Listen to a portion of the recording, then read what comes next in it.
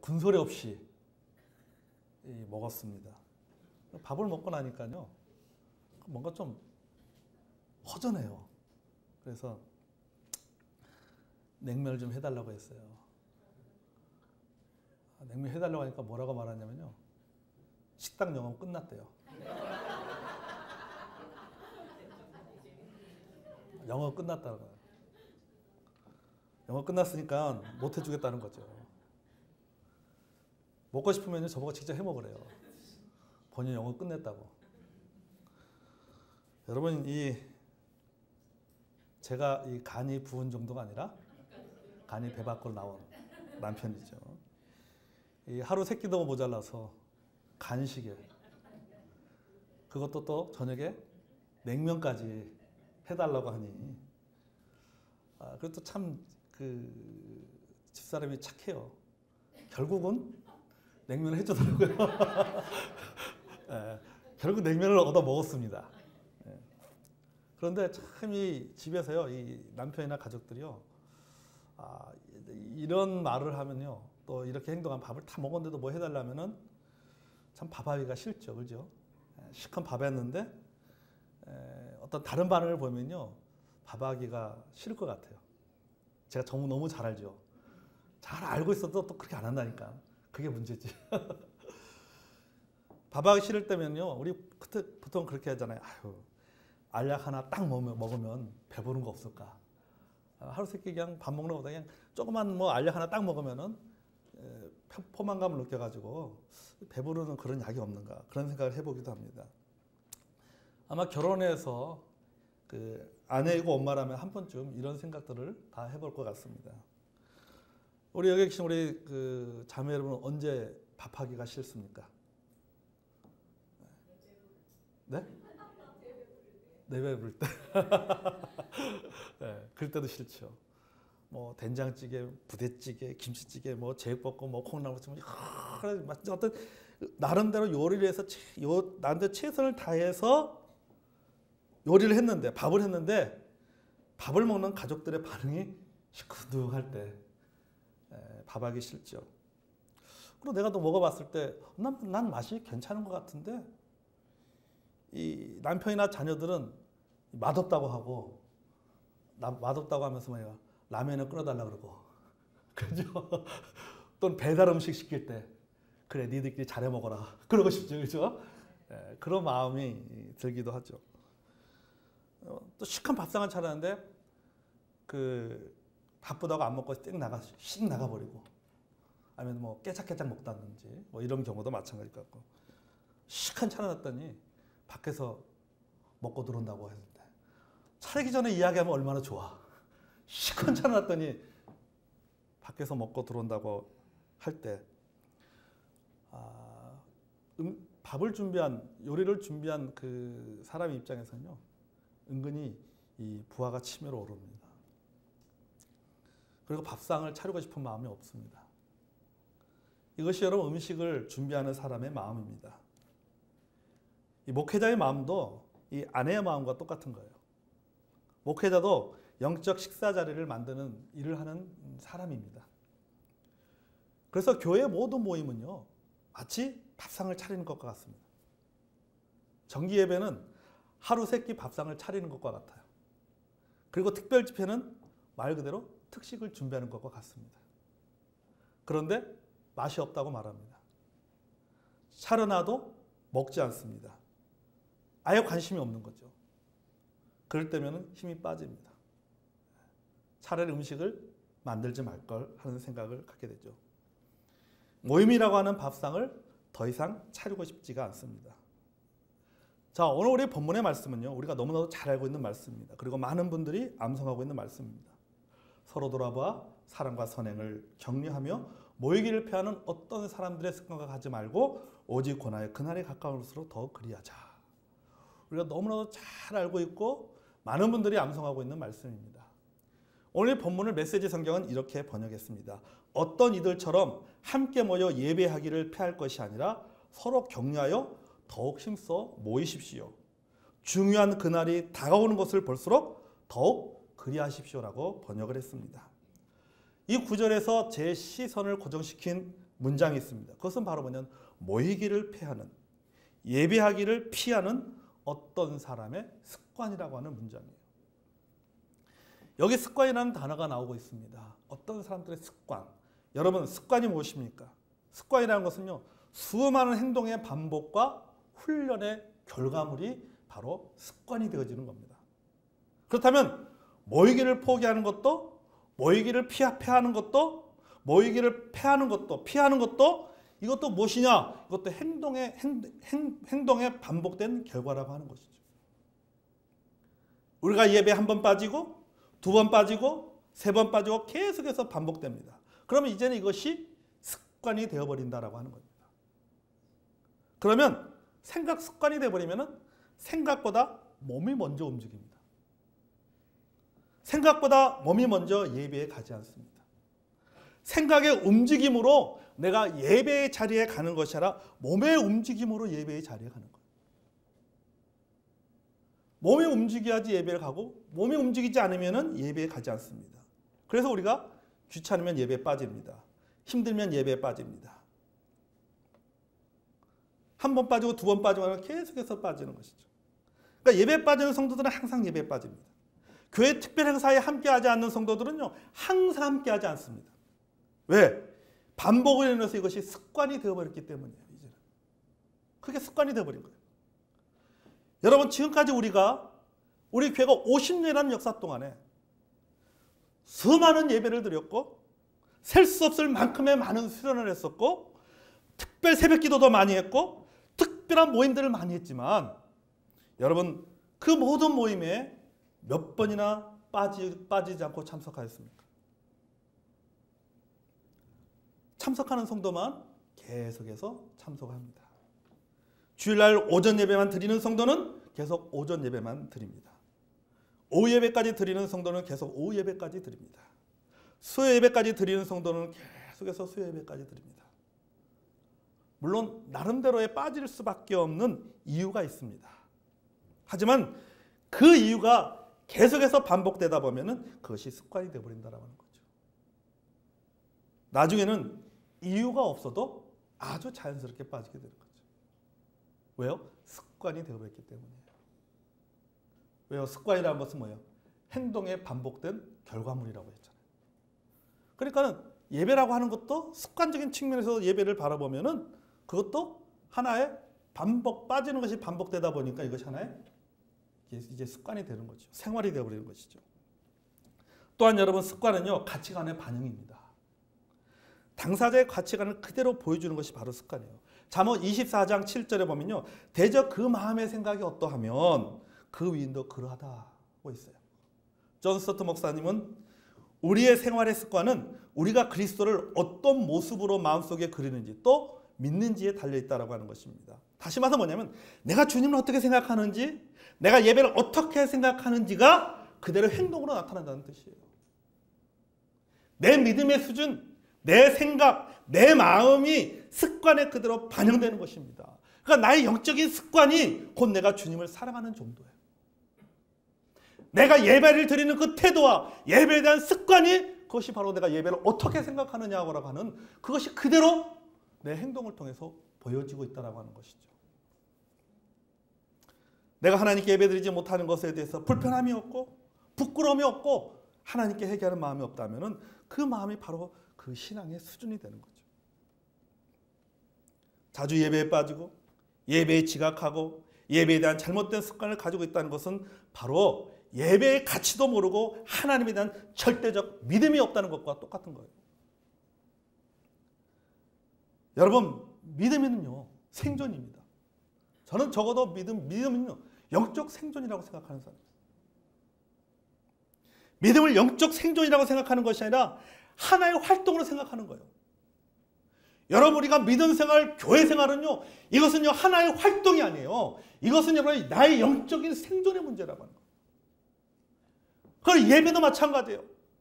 예배라고 하는 것은 나의 영적인 생존의 문제인 것이지 하나의 종교적인 활동이 아니라고 하는 겁니다. 아멘? 예배가 내 삶의 가장 중요한 부분이 아니라고 하는 거죠.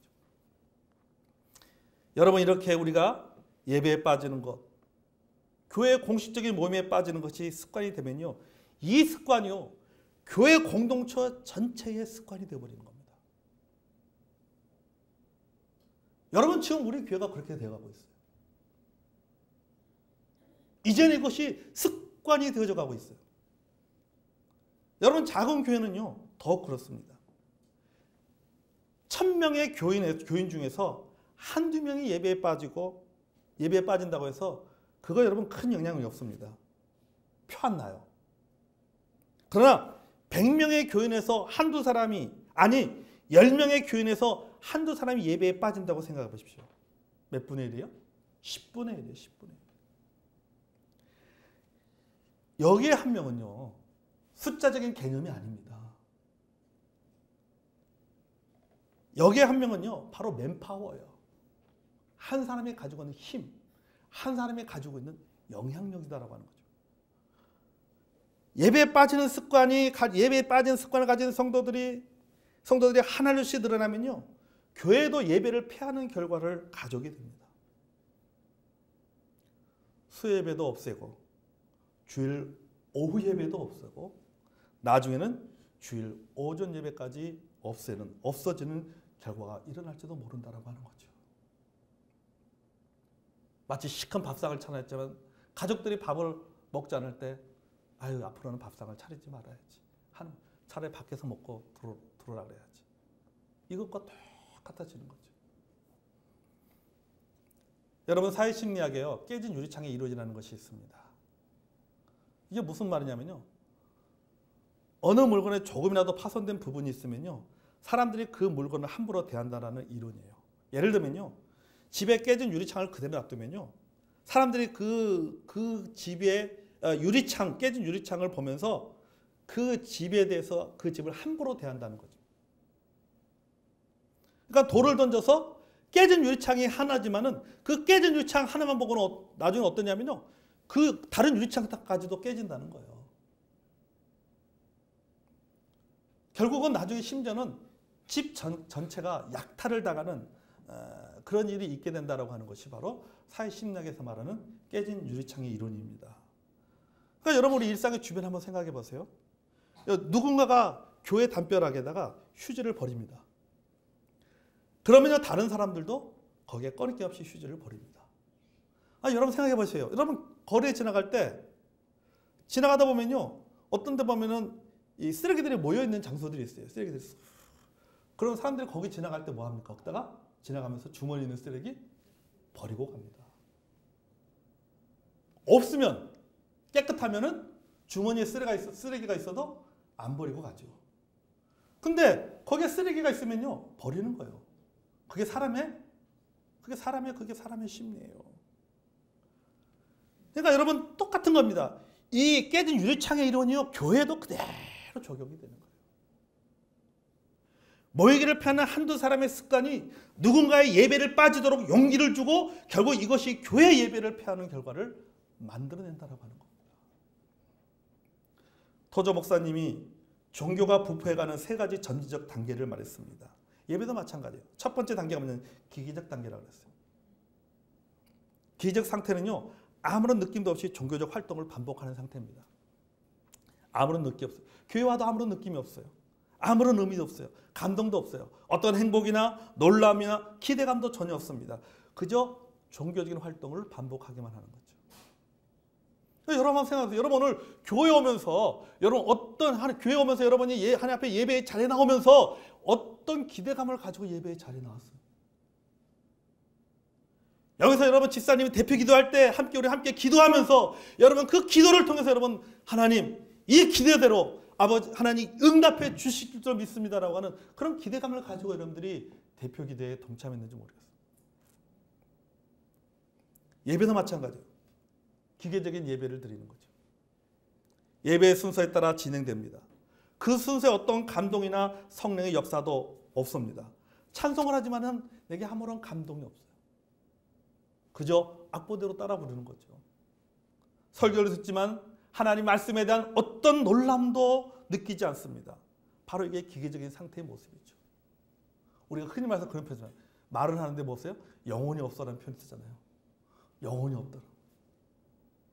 두 번째 단계는요, 습관적인 상태입니다. 이 기계적인 상태의 노예가 되는 상태예요. 그러니까 모든 것이 이제는 다 습관에 따라 움직이는 거예요. 자신이 병에 걸렸는데도 병에 걸렸는지도 모르는 것과 똑같은 겁니다. 그러니까 예배에 빠져도 아무런 불편함이 없는 거죠. 그저 몸이 움직이는 대로 반응하는 거예요. 몸이 피곤하면 안 가는 거죠. 몸이 일어나면 가는 거죠. 3단계는 부패한 상태입니다. 한마디로 믿음이 썩어버리는 거죠. 더 좋은 것을 기대하지 않습니다. 성장을 향한 소망도 없습니다. 거룩함을 향한 몸부림도 없습니다. 새로운 것을 기대하지 않습니다.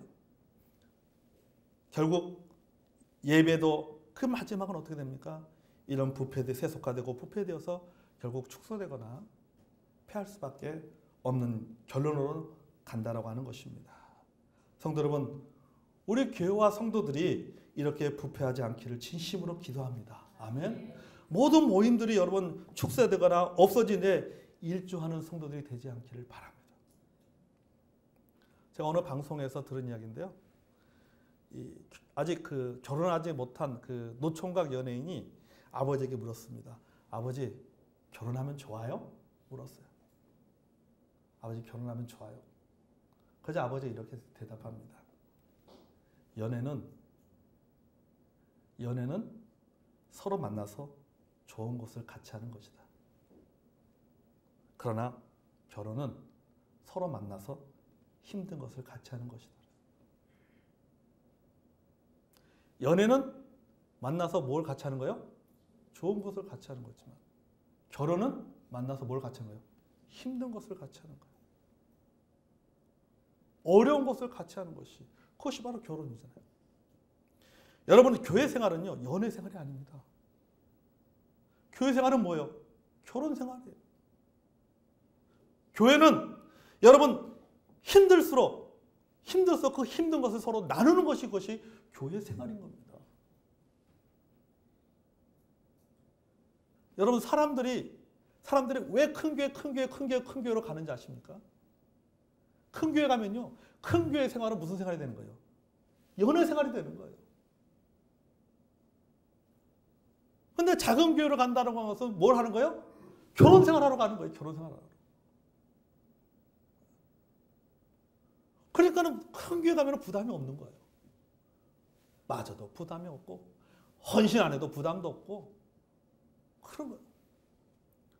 그렇지만 여러분, 작은 교회는 안 그렇잖아요.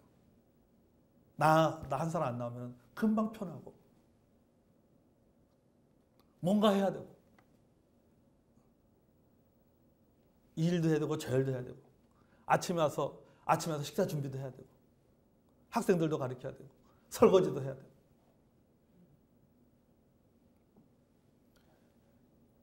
여러분, 교회 생활은요, 어려운 걸 성도들이 함께 하는 겁니다. 아멘. 함께 모여야 되는 거예요. 내가 예배에 빠지고 예배에 지각하지 않고 교회의 모든 모임에 적극적으로 함께 하면요, 옆 성도도 함께 하게 되는 것입니다. 어려울수록 우리는 더 모여야 됩니다. 아멘. 더 모여야 되는 거죠.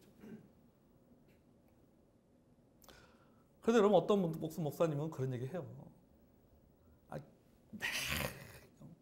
어떻게 하든 매일매일 성도들을 교회로 모이게 해야 됩니다. 그렇게 얘기하는 분들이 있어요. 그럼 월요일부터 토요일, 주일까지 계속 끊임없이 모임을 하는 그런 교회들도 있어요. 그럼 목사님들한테 성도들이 딴 생각 못하도록 뭐 이런 모임도 만들어서 나 일주일 내내 교회 간다는 거죠. 사실 저는 별로 그걸 찬성하지 않는 사람입니다. 우리의 신앙은 자연적 신앙에 대하지 공간적 신앙에 대해서는 안 된다라고 그런 생각을 저는 갖고 있어요. 어느 공간에 모였을 때만 그리스도로 살아가고 그 공간을 벗어나서는 다르게 살아가는 것이, 다르게 살아가는 공간의 신앙이 아니라 자연적 신앙, 공간에 상관없이 교회라고 하는 공간에 있든지 세상이라고 하는 공간에 있든지 간에 어떤 공간에 있든지 간에 어떤 모임이 있든지 없든지 상관하지 않냐고 어떤 상황 속에서든지 어떤 공간에 있든지 거기서 그리스도로 살아가는 신앙. 그렇기 때문에 뭔가를 많이 강조하고 하지 않지만, 그러나 여러분 그렇게 하지 않는다 할지라도 어쩌다 여러분 우리는 힘들고 어려울수록 우리는 함께 모이는 일에 우리가 힘써야 될 줄로 믿습니다. 아멘. 여기 본문에 뭐라고 말하고 있어요? 그날에 가까움을 보서 더 그리하자. 주님의 날이 가까울수록 모이는 일에 힘써야 된다고 말하고 있죠. 다니엘서 12장 4절을 보면요, 말세의 현상에 대해서 이렇게 말합니다. 다니엘아, 마지막 때까지 이 말을 간수하고 이 글을 봉함하라. 많은 사람들이 빨리 왕래하며 지식이 더하리라 그랬어요. 그러니까 마지막 날에는, 말세에는 사람들이 빨리 왕래한다. 그러니까 속도전이다라고 하는 거죠. 빠름의 시대입니다. 빠름의.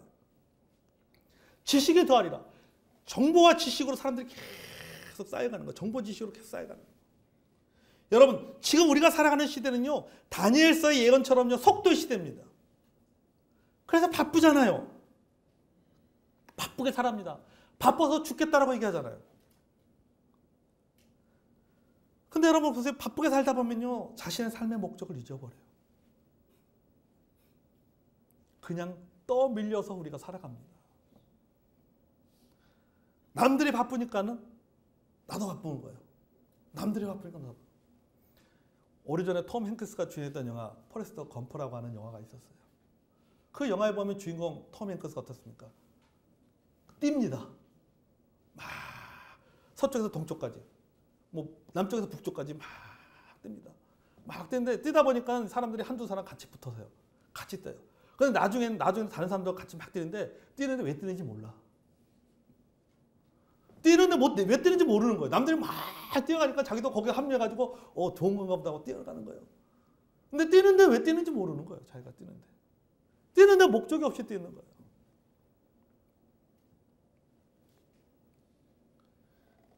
남들이 바쁘니까 나도 덩달아 바쁜 거예요.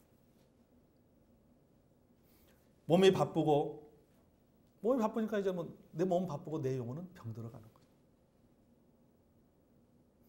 여러분, 그렇기 때문에 우리가 모든 일에 더 함께 해야 됩니다. 아멘. 함께 해야 돼요. 우리 아이들도 마찬가지.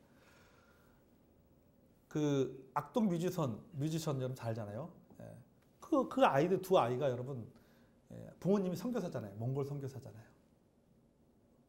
제가 그걸 이렇게 보면서 악동 뮤지션이 나오는 그 프로를 이렇게 보면서요, 집사람하고 그런 얘기를 했어요. 특별히 저런 쪽은, 예체능이나 이런 쪽은 내가 볼 때 이렇게 학벌이 중요한 건 아니다. 실력으로 인정받는 것이지 학벌로 인정받지 않는다. 초등학교만 졸업해도 실력만 있으면은 이 예체능 쪽에서 얼마든지 인정받을 수 있다. 실제 그러거든요. 어느 학교에 나왔냐로 인정받는 것이나 실력이 어느 정도냐로 그걸로 인정을 받거든요. 학교가 그렇게 중요하지는 않다라고 하는 거죠. 그러면 우리 아이들도 마찬가지인 것 같아요. 그러니까 우리 아이들이, 부모님들이 원하는 것이, 우리 아이들이 원하는 것이 뭐였습니까? 아이들이 행복하게 사는 거 아니에요. 아멘. 저는 적어도 그렇게 삽니다. 우리 자녀들이 행복하게 사는 거예요. 행복하게 사는 거예요. 그럼 부모로서 해야 될 뭐냐? 우리 아이들이, 우리 자녀들이 행복하게 살 수 있도록 도와줘야 된다고 하는 거예요. 행복하게 살 수 있도록 도와주는 하나의 방편으로서 우리가 공부를 생각하는 것이지, 그 공부가, 그것이 목적은 아니라고 하는 것이죠. 그 말은 뭐냐면, 그 아이가 행복하지 않다라고 하면은, 왜? 목적은 행복하게 하는 거니까. 그 아이가 행복하지 않다라고 하면은, 그런 이 아이가 행복할 수 있도록 부모로서 해줘야 될 것이 무엇인가, 그 방법이 무엇인가를 고민해 봐야 된다라고 하는 것이지. 이 방법이 이 아이를 행복하게 만드는 것이다. 이 방법만이 이 아이를 행복하게 만드는 것이다라고 생각해서는 안 된다라고 하는 거죠. 여러분, 몸이 바쁘지만 여러분, 내 영혼은 병들어갑니다. 우리 아이들이 바쁘게 사는 것, 우리 아이들도 바쁘게 살아갑니다. 하지만 여러분, 우리 아이들이 바쁘게 살지만 우리 아이의 영혼이 병들어갈 수도 있어요. 여러분, 그렇기 때문에 우리가 더 모이기에 힘써야 된다고 하는 거죠. 예배의 자리에 더 열심히 참석해요. 소위 여러분 제가 오늘 이 설교가 여러분 때리는 설교입니다. 여러분 때리는 설교 아니에요? 그죠? 좀 잘 사십시오 하고 때리는 설교 아니에요? 이런 설교 해야지 그래도 돌아보잖아요. 아이고 내가 앞으로 예배 열심히 참석해야 되겠네. 목사님 나들으라고 하는 설교구만. 그러면서 좀 조심할 거 아니에요. 안 그러면 어떡합니까? 여전히 바쁘게 살 거 아니에요. 여전히 생각하지 않고 살아갈 거 아니에요. 도널드 히트니 목사가 이렇게 말했어요. 기독교와 예배 요소 가운데는 개인 예배나 예배를 지켜보는 것만으로는 경험할 수 없는 요소가 있다. 하나님이 다른 신자와 함께 모일 때만 베푸시는 은혜와 축복이 있다라고 했어요.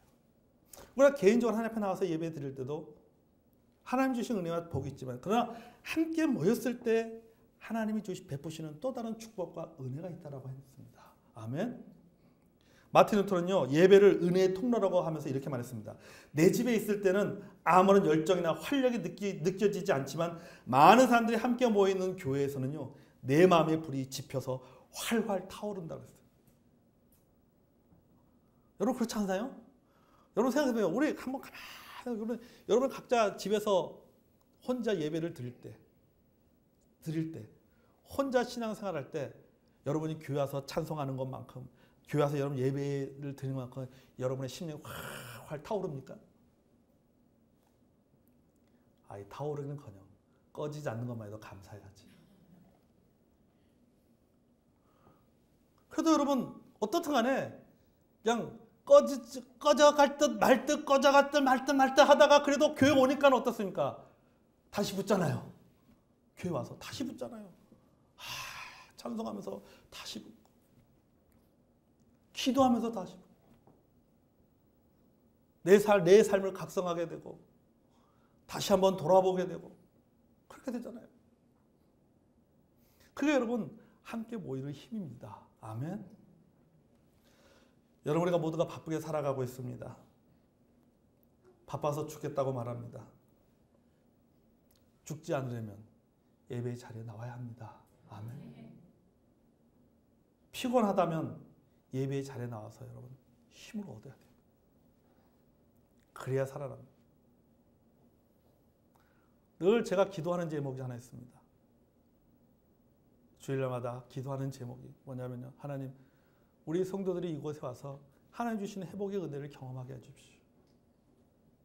문제가 있는 성도는 문제가 해결되고 상처가 있는 성도는 상처가 치유받고 기도의 제목이 있는 성도는 하나님부터 기도의 응답을 경험하는 그런 예배가 되게 해달라고 예배 때마다 기도하고 있어요. 여러분 우리가 하나님 앞에 나와야지 그래야지 여러분 살아납니다. 아멘.